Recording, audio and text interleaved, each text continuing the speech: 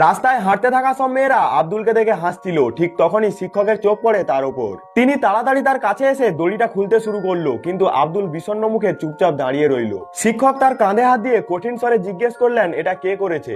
ভয়ে আব্দুল একটু পেছনে সরে গেল। শিক্ষক তাকে থামিয়ে এক চড় মারলেন। আব্দুল মৃদু কাঁপা গলায় বলল, স্যার, আমাকে বেঁধেছিল এক বাইরের গুন্ডা, সবাই তাকে ডন নামে চেনে।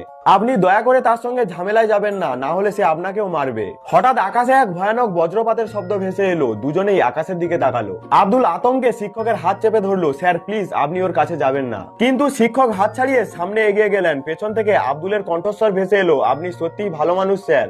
শিক্ষক ক্লাসরুমে ঢুকলেন। চারিদিক নিস্তব্ধ। সব ছাত্রছাত্রী ভয় পেয়ে মাথা নিচু করে বসে আছে। শিক্ষক ধীরে বললেন, কি হয়েছে? সবাই এত চুপ কেন? ঠিক তখনই পেছন দিক থেকে কিছু গুন্ডা সোফা টেনে ক্লাসে ঢুকে পড়লো। সব ছাত্রছাত্রী তাকিয়ে রইল।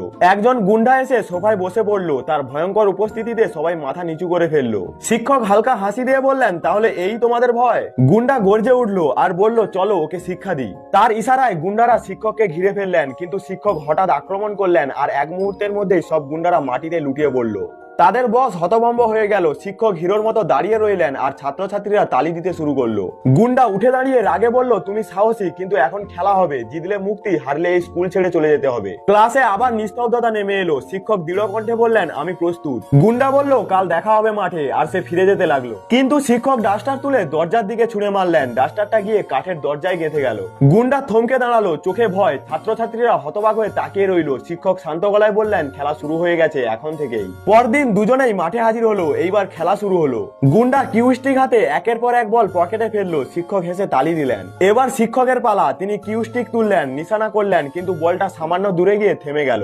গুন্ডা হেসে উঠলো। ছাত্রছাত্রীরা হতাশ হয়ে পড়লো। খেলা চলতে লাগলো। শেষ কয়েকটা বল বাকি রইলো। গুন্ডা বলল, এগুলো শুধু আমিই ফেলতে পারি, কিন্তু এবার তার নিশানা মিস করলো। শিক্ষক গভীর নিঃশ্বাস নিলেন, নিশানা করলেন। সব ছাত্রছাত্রী মনে মনে প্রার্থনা করতে লাগলো। এইবার কি হবে? শিক্ষক কি বলগুলো পকেটে ফেলতে পারবে? জানার জন্য কমেন্টে পার্ট 2 লিখতে ভুলো না।